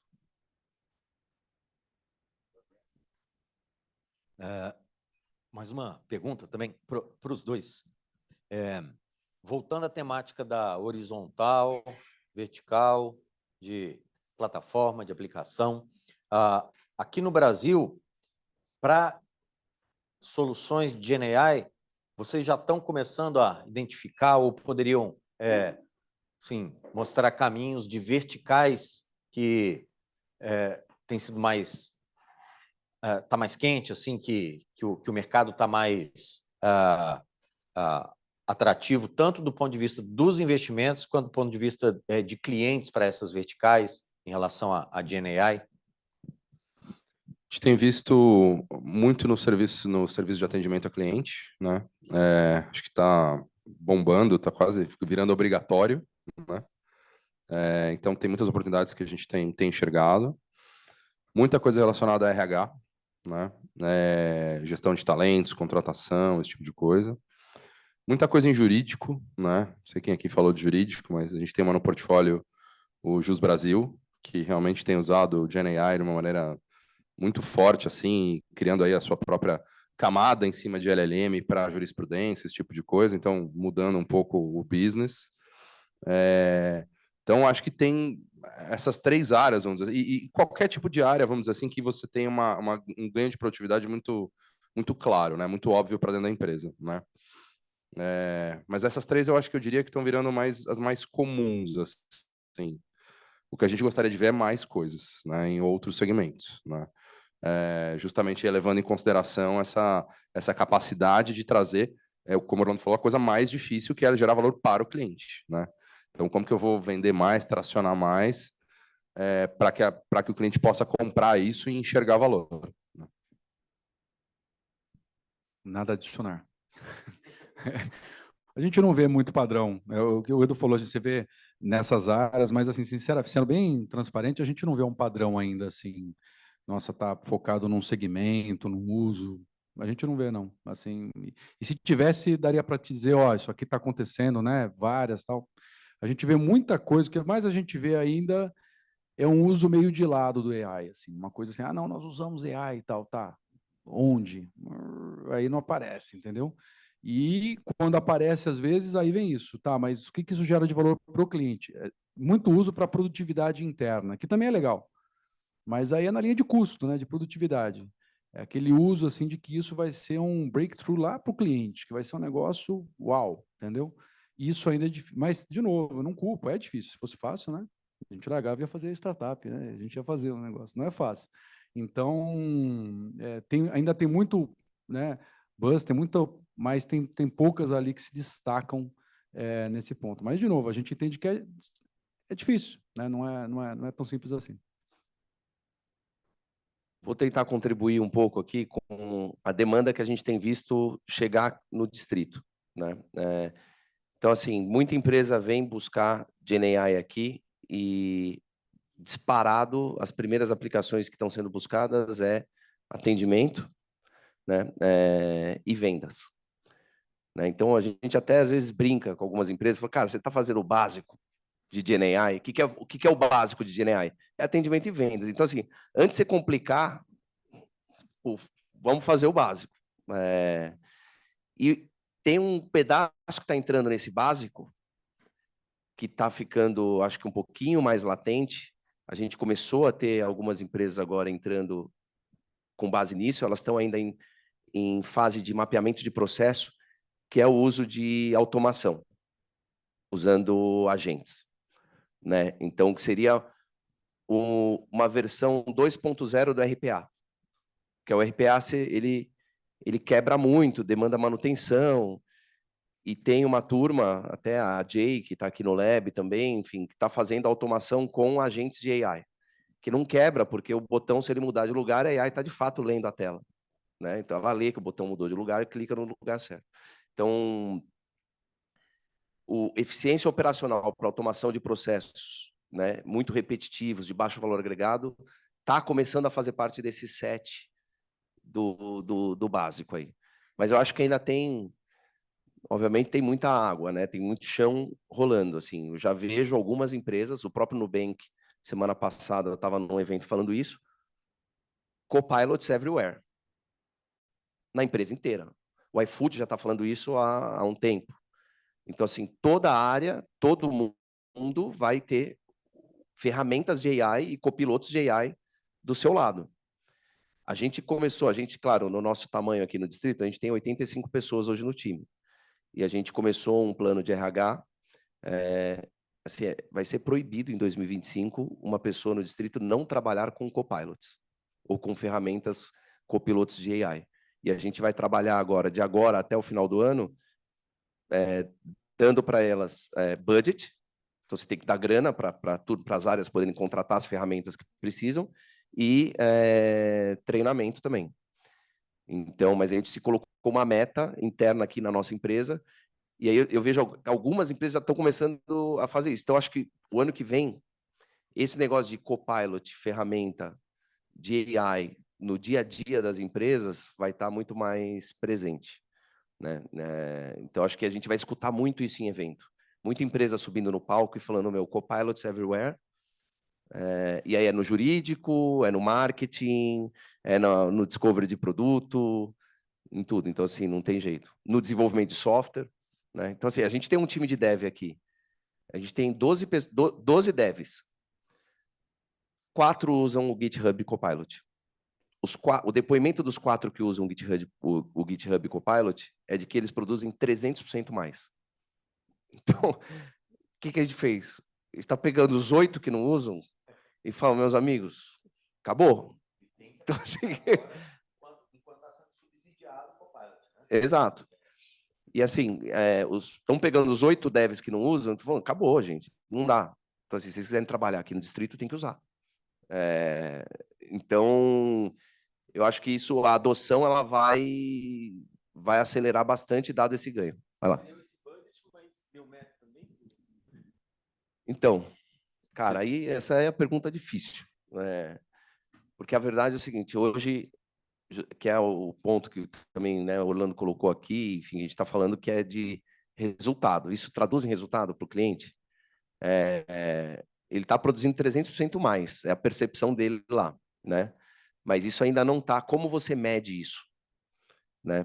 Porque, às vezes, o funcionário ele vai ter uma produtividade maior, mas ele vai trabalhar menos. Então, isso não vai se traduzir num valor maior para o cliente. Na verdade, o valor para o cliente vai continuar menor, mas você tem menos carga. Então, assim, como que você regula isso?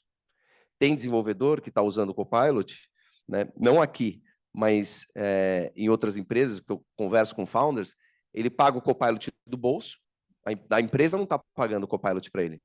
Ele paga o Copilot do bolso e ele trabalha agora meio período só, entrega a mesma coisa, ele usa o outro meio período para fazer freela e ganha mais, né?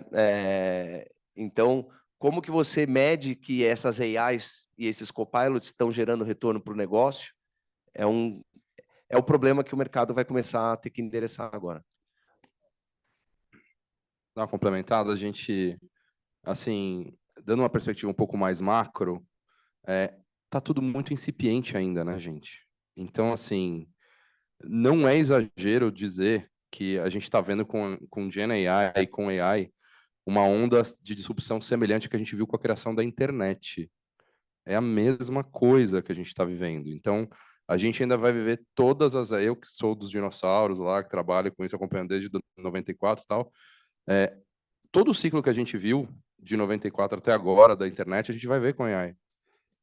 Então, está muito no começo. A gente teve recentemente na Califórnia, na Semana do Brasil at Silicon Valley, e a gente levou alguns dos nossos founders para visitar algumas empresas. A gente foi no OpenAI e tal. E a gente teve uma conversa com o CEO da Perplexity, que ele falou uma frase para mim que eu achei sensacional. Ele falou o seguinte: todo mundo fala que a OpenAI é a Apple da inteligência artificial. Vocês vão descobrir que a OpenAI é o Yahoo da inteligência artificial. E daí todo mundo olhou para a cara do cara. Falei, uau. Então assim, vão surgir muitas coisas. Então, muita coisa para rolar, né? Mas só, né, já passo para você, mas só nessa linha e fazendo esse paralelo que eu concordo 100% e acredito nele, se você voltar à história da internet, parece que foi rápido, mas não foi, né? Tiveram várias fases, né? Para quem é um pouquinho mais antigo, lembra Netscape, né? Linha de escada, Netscape surgindo, até a história dos browsers, né? Como é que vai ter browser, não vai? Como é que vai ser o acesso? Ninguém sabia disso. Foi se autorregulando, mas não foi. Demorou um tempo. Não era do dia para a noite. Não é que um dia você acordava e os padrões estavam definidos, né? Aí veio lá a Microsoft e colocou a Internet Explorer de graça para todo mundo, ferrou todo mundo, né? Comprou o mercado, deu uma brigaiada.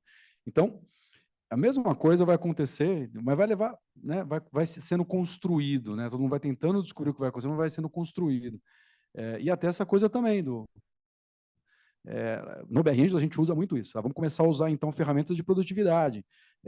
Tudo. O que eu integro com o WhatsApp? A gente usa muito o WhatsApp para lá e para cá. Tá, mas, pô, como é que eu coloco o robô? Como é que eu integro? Onde eu coloco a inteligência artificial no robô?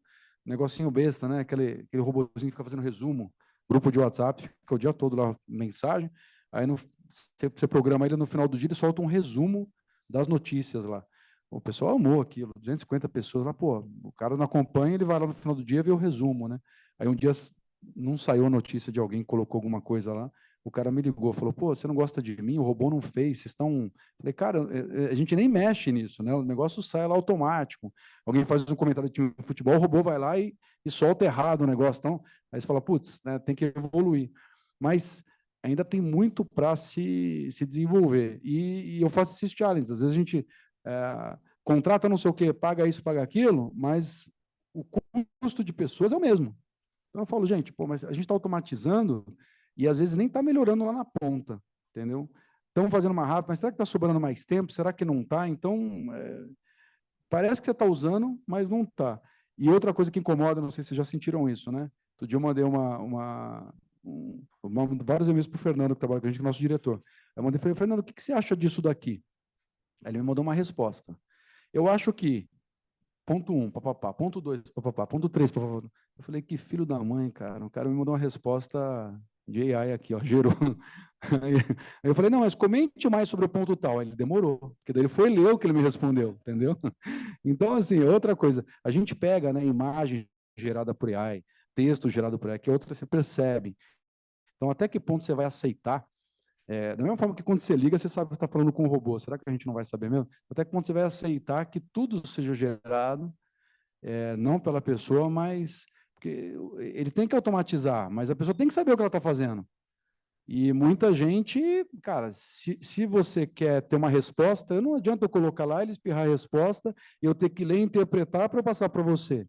Aí eu gero, copio e mando. E acabou, está resolvido, não me enche o saco, né? Só que aí o Gustavo, meu chefe, vai lá e faz uma pergunta, opa, né? Então, será que isso é saudável ou não? Então, o uso também, eu acho que ainda não chegamos lá. Trazer uma dosezinha aí de filosofia, e eu fico um pouco mais à vontade, porque dentro dessa bolha de tecnologia aqui, talvez eu seja o que tecnicamente menos entendo. Eu sou jornalista, já passei, começou da época dinossáurica aí da mídia, né, de rádio, de televisão, fui repórter em quase todas as emissoras aí de televisão, e estou vendo isso passar com um nível de velocidade tão assustador, né, debaixo do nosso nariz, e às vezes a gente nem entra dentro, nem monta no cavalo, para usar uma expressão lá do Goiás, nem monta no cavalo para pegar a oportunidade, quando você vê aquilo que você acostumou a fazer durante muito tempo, já não faz muito mais sentido por conta do avanço da tecnologia. E eu sou testemunha viva disso, porque eu vi várias ondas passarem, né? A onda dos blogueiros que ameaçaram o criador de conteúdo raiz, convencional, depois vieram os influenciadores, que daqui a pouco, com um post, equivale ao faturamento de 1 mês, 2 meses de uma emissora de televisão, de uma emissora de rádio, e isso numa velocidade gigante. Então, quero só abrir um parênteses aqui para parabenizar, Gustavo, você pela iniciativa, né, por tudo que o Distrito está fazendo, dizer que está valendo cada centavo em dinheiro e cada centavo do tempo, que é o nosso maior ativo, de sair lá de Goiânia e de poder estar aqui. Eu estou só a capa do Batman, 3 noites de sono, deixar a família lá para poder estar aqui e ter a oportunidade de vivenciar experiências com esses gigantes aí. Enfim, cada vez é uma experiência enriquecedora. Parabéns mesmo, continuem, e obrigado pelo tempo de vocês. Eu quero... Obrigado, nós vamos aumentar o preço com base nesse... Tô brincando. Não, cara, se assim, o cliente está feliz, porque está parado, tô brincando. E essa... Boa. Não, obrigado.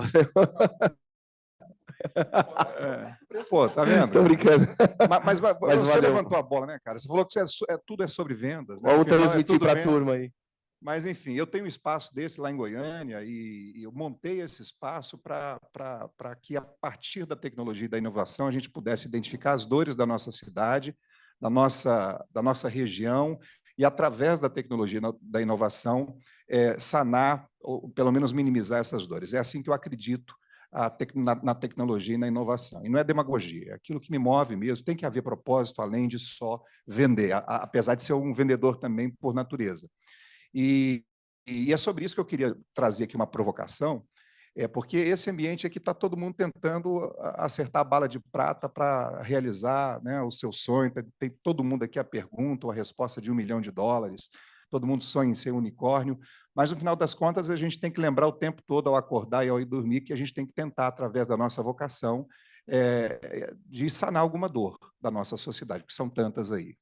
E, como eu disse, eu sou jornalista, e quando eu me deparei com o avanço da inteligência artificial, eu, como curioso, fui olhar. Eu tenho uma empresa de comunicação, 30 funcionários, a maioria também colegas jornalistas, e todo mundo vendo que estão fodidos com o avanço da inteligência artificial, da IA generativa, e conheço o Vandré há muito tempo, e quando eu me deparei com a Meliva, ele me apresentou a Meliva, eu primeiro assustei, né? E falei, ferrou.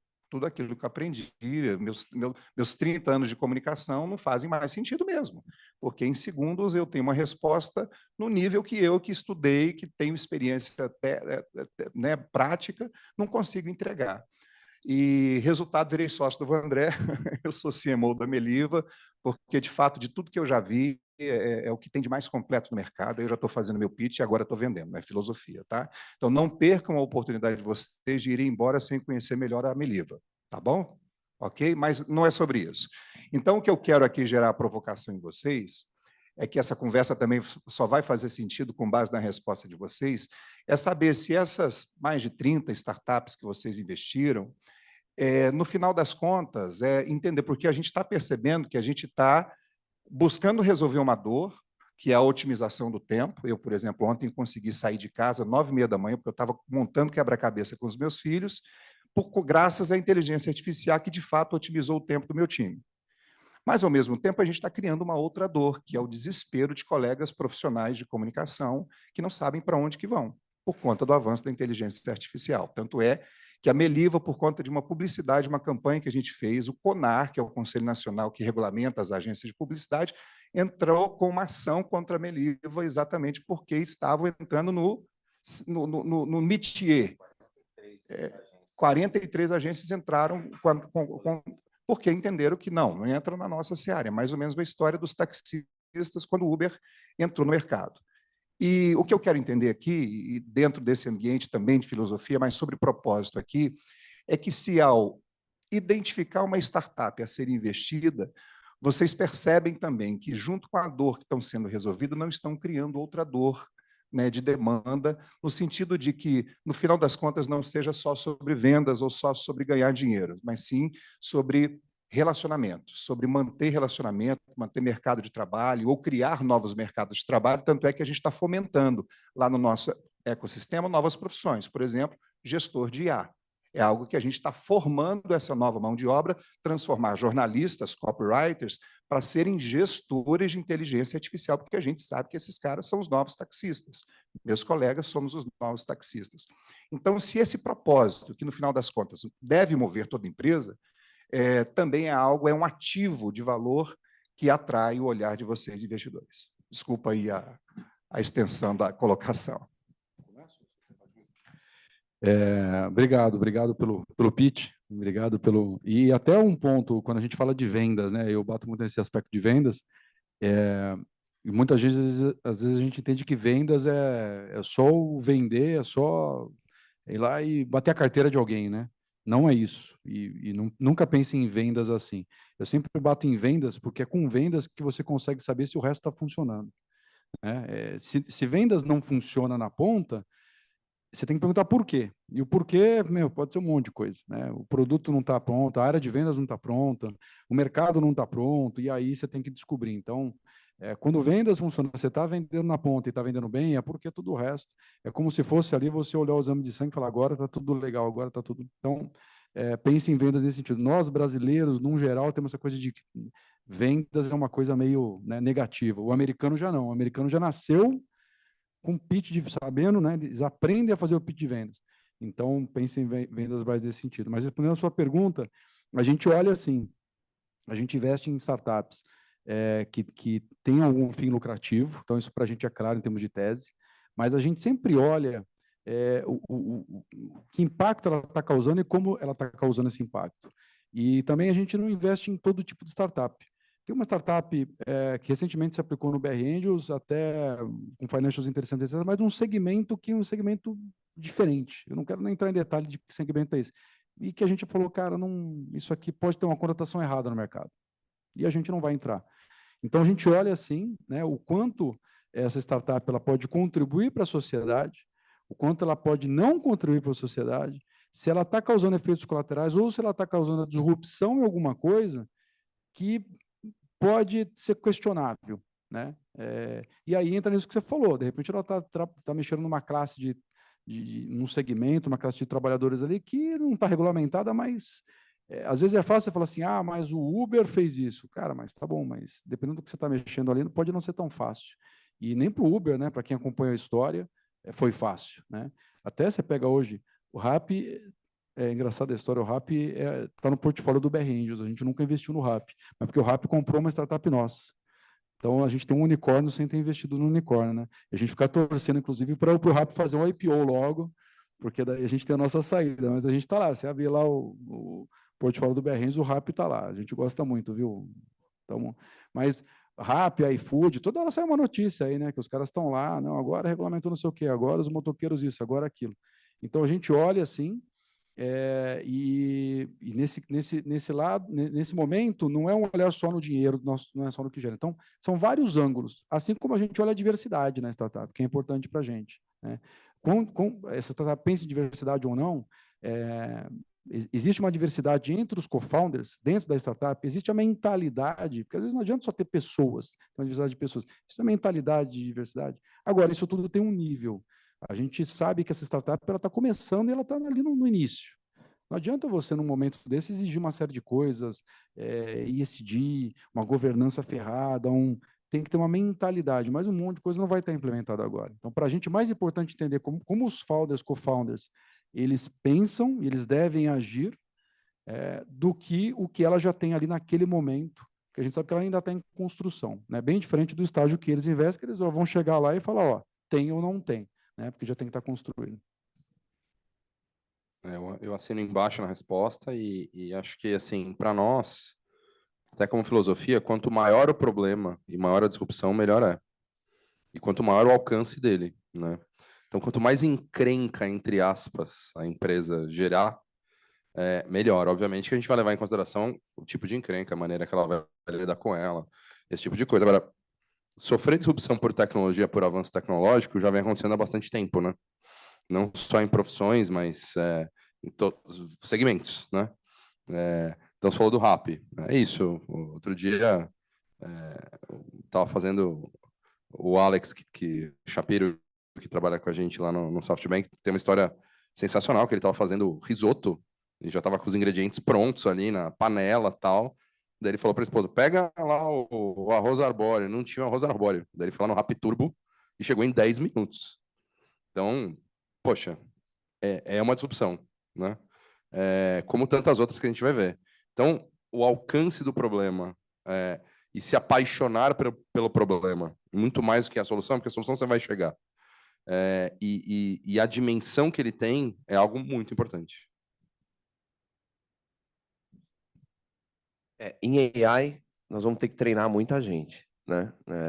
Então, vai ter... E provavelmente, quando essa onda de AI workers bater de fato no mercado, que ainda não chegou, com automações num nível muito mais alto que a gente tem hoje, muitos empregos podem deixar de existir, né?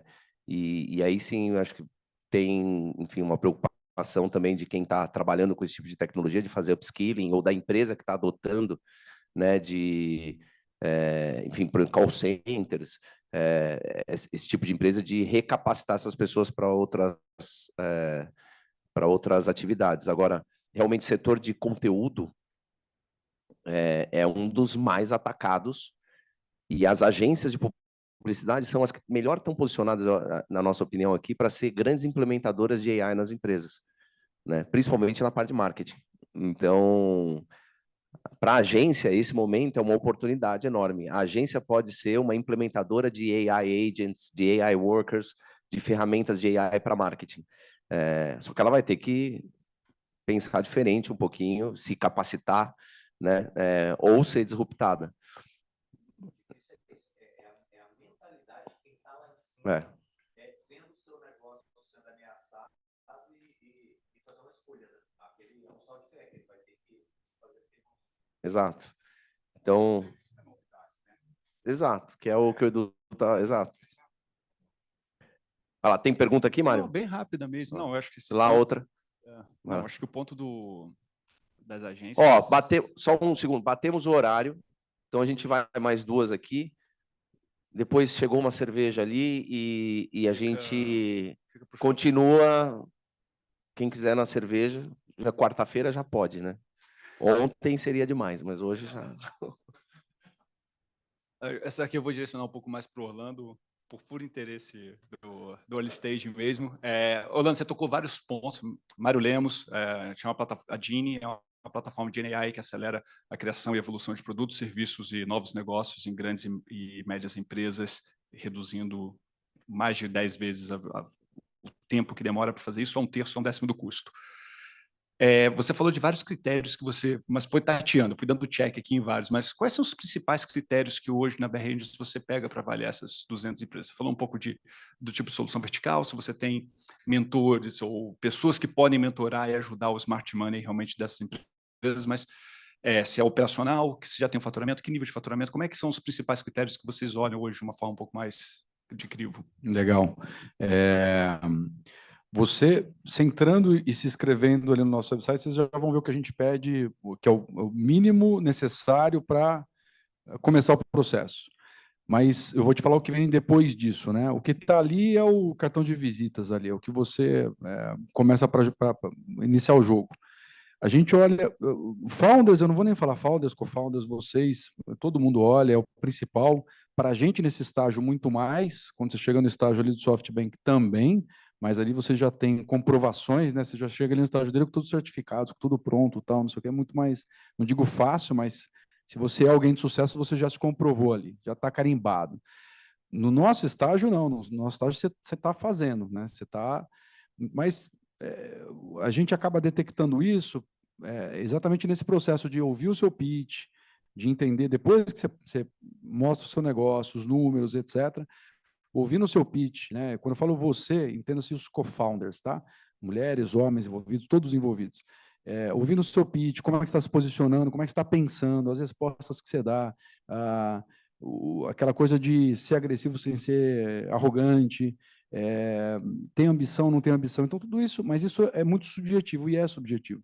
A gente, até uma época, implementou uma ferramenta para fazer análise psicológica, para aqueles que estavam passando, estavam naquela etapa lá na frente, sair com aquelas análises de DISC, perfil, etc. Fizemos, começamos a usar, mas a gente sentiu aquilo ali, não dava para confiar 100%, acabamos abandonando.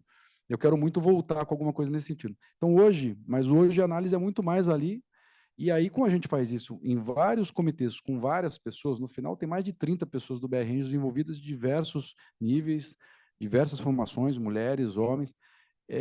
Você meio que pega as avaliações da maioria, né? Então você sente ali quando meio que muitos falam não e muitos falam sim, né? E quais os critérios. Então, founders e co-founders é talvez o principal. Tirando isso, a gente vai olhar o negócio. Que negócio que você está envolvido, como que esse negócio vai crescer, os números do seu negócio, mesmo sendo pré-operacional ou não, como eles estão embasados, a sua capacidade de execução. Então, vem de fato uma análise, a sua competição, que não é nenhum rocket science, tá? Mas eu acho que, para a gente, o que tem sido muito assim, de diferencial, o tema de como o seu negócio para de pé, 2026, né? Tem muita startup que chega e fala assim, em 2026 tem lá faturamento, do 24, 25, 26. 26 a startup vai estar faturando 2,5 milhões de reais. Cara, vou investir agora, para em 2026 vai estar faturando 2 milhões e meio de reais, é muito pouco. Fala, puta, mas eu sou pré-operacional. Sim, mas você tem que ter uma atração talvez mais rápido, entendeu? Então, você tem que procurar, né, mostrar que, e se seu negócio não está acelerado assim, como é que você se acelera um pouco mais rápido? Outra coisa que a gente tem perguntado muito, que eu acho que aí é legal vocês terem essa visão, é o seguinte: o investidor anjo, ele entra para sair, né? Ele entra para sair, provavelmente lá no Series B, no Series A não é difícil, no Series B, ou no M&A até antes disso. Então, qual que é a tese de saída? Porque essa não é uma preocupação só do investidor, é também para vocês, até para oxigenar cap table. Então, vocês terem uma visão, se vocês estão indo para um VC journey, né, a jornada do VC ali, de qual que é a tese de saída, ou seja, que empresas que vocês podem levantar capital no futuro, ou que empresas que podem ter interesse em comprar vocês. Eu cansei de ouvir isso. Para a gente, eventualmente, uma das grandes, uma hora, como a SAP. Cara, a SAP não olha empresa brasileira. A SAP é uma empresa multinacional. Ela só vai olhar uma empresa brasileira se for uma empresa de localização. Quando vocês ouviram na mídia, SAP compra a empresa brasileira de TOTOS, você vai ouvir. Mas SAP não. Então, quando um founder chega e dá uma resposta dessa, você já fala, cara, já furou um pneu, tem mais 3 para furar. Né? É isso. Né? E se furar 2, você já fala, com 2 já não anda. Então, entendeu? Já desanima. Então, esteja preparado a saída. Qual que é a sua... E você, como founder, o que você quer? Você quer em algum momento vender seu negócio ou fazer fundraising? Com quem que você vai levantar? E a próxima? Tá, você está fazendo essa rodada. Quais são suas 2 próximas rodadas? O que você quer? A key valuation, quanto você quer levantar? Porque você tem que ter esse VC journey meio que desenhado. Vai ser exatamente isso? Não. Mas você tem que ter até para você saber o cap table que você está diluindo, quanto você vai. Então, tudo isso, quando você está preparado, são sinais que você passa. Quando você não está, não sei, a gente vai ver, não, você já passa outro sinal. Né? Do nosso lado, o que a gente tenta fazer também, para não ser o juiz ali que só fala veredito, é educar. Então, quando a gente pega, às vezes, um grupo que não tem as respostas, fala, olha, a gente entende que aqui você precisa entender melhor, tal. A gente tem um EAD que a gente libera livre para quem se aplica, são vídeos curtos, não é extensivo, é curto, mas pelo menos fala, olha, sobre cap table, dá uma olhada nisso daqui e tal, dá um direcionamento. E a gente sabe que na internet, Distrito, vários outros lugares tem conteúdo para caramba.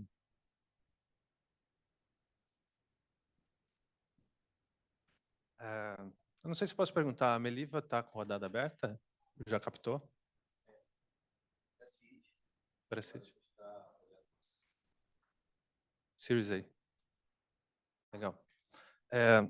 Porque o Gustavo falou esse mercado é um mercado que lá fora, né? Jasper.ai, Copy.ai, tantas outras, assim, 300 empresas surgiram lá, né? Num estalo de dedos. O Jasper recebeu um aporte de 120 milhões de dólares, a um valuation de 1,5 bi. E a primeira coisa que eles fizeram com o dinheiro foi comprar uma startup de revisão em inglês para poder complementar o produto, que era só uma API do ChatGPT. Mas eu queria fazer uma provocação, se vocês me derem licença. Na verdade, eu vou pedir assim, já que é a pergunta final, como a gente está nesse espectro, né, do anjo até o late stage, com o maior fundo do mundo, SoftBank, eu queria que vocês provocassem o próprio ecossistema, o que está aí entre vocês, e fizessem algum pouco de, talvez, levantar algumas red flags do ecossistema, né? Porque uma coisa em termos metodológicos, né? Em termos científicos metodológicos, uma coisa é você pegar as empresas que você tem no portfólio e ver o que deu certo e o que deu errado. Outra coisa é você pegar todas as que você não investiu e ver quantas que foram para frente e qual não. E apesar disso, ainda tem um pouco do efeito de... Como é que é o nome daquele efeito?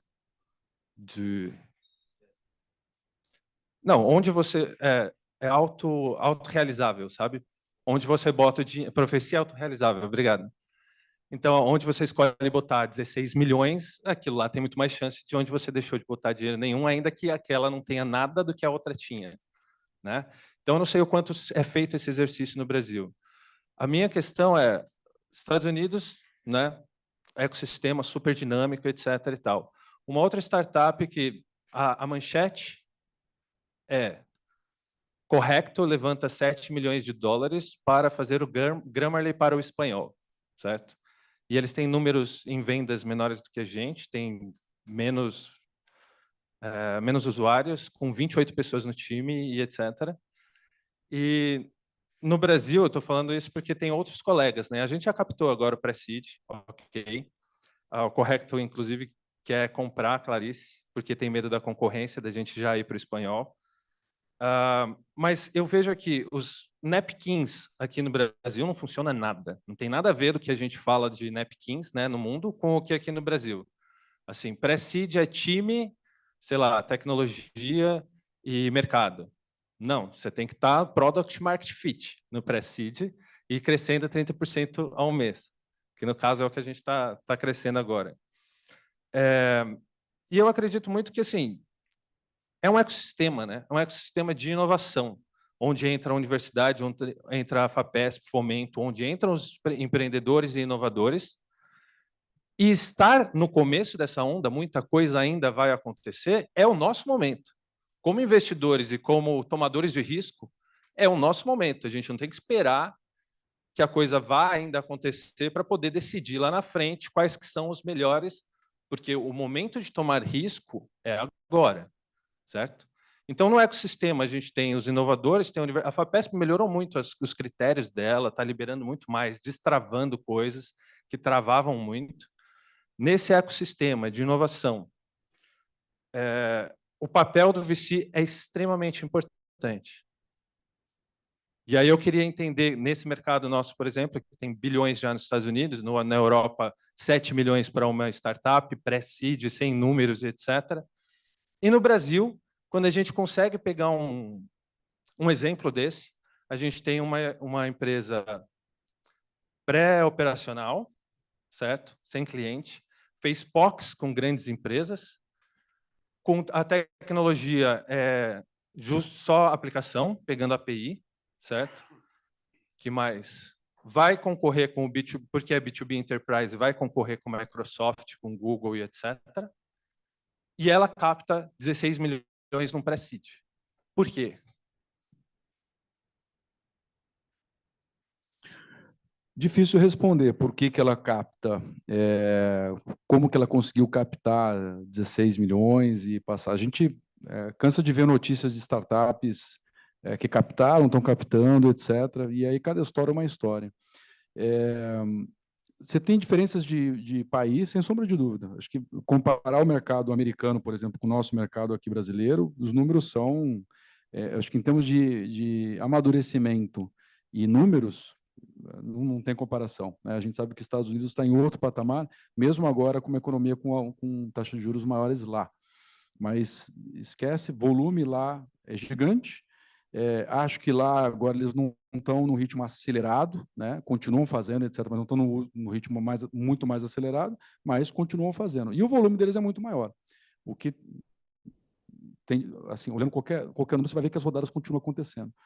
Aqui os números são muito menores. O ecossistema é muito menos maduro também, apesar de que aqui a gente vê todas as engrenagens, como você falou, né? Você tem alguma coisa do governo, você tem bancos, você tem anjo, você tem aceleradora, você tem micro VC, você acaba tendo vários agentes, crowdfunding, e aí você vai subindo o pessoal do Series A, Series B, por aí vai. Então, as engrenagens estão lá. Agora, eu acho que o amadurecimento dessas engrenagens ela vai se dar ainda ao longo do tempo. Uma das coisas que eu sempre... Eu não sei se, assim, falar que é mais difícil captar aqui, é mais fácil captar lá, eu não sei se eu concordo muito com uma comparação, que se eu entendi bem o que você fez, que talvez as startups estejam captando mais fáceis, né, de uma forma mais fácil lá, e aqui não está acontecendo. Não sei se isso é muito verdade. Eu vejo muita startup de fora querendo captar aqui. Bate muita startup americana querendo captar com a gente, e eu não consigo entender isso, tá? E para a gente a conta não fecha por causa do dólar. Então não faz o menor sentido. Esse é um motivo. Segundo, porque o nosso smart nessa startup não vai servir de nada. É muito difícil a gente conseguir aportar um smart nela. Mas o que a gente já falou para algumas startups muitas vezes, que falavam assim, poxa, o mercado aqui está difícil, tal, não sei o quê, e eventualmente o mercado europeu, tem alguns que às vezes olham o mercado europeu e falam, o mercado europeu está brilhando, Portugal e tal, os Estados Unidos, tenta captar lá. Vai lá e tenta captar lá. Porque tem os mesmos mecanismos de captação, né, para anjo, etc. Os Estados Unidos têm redes de anjo enormes, Series A, e aí você sente como é captar lá também, né? Eu não acho que é tão mais fácil assim.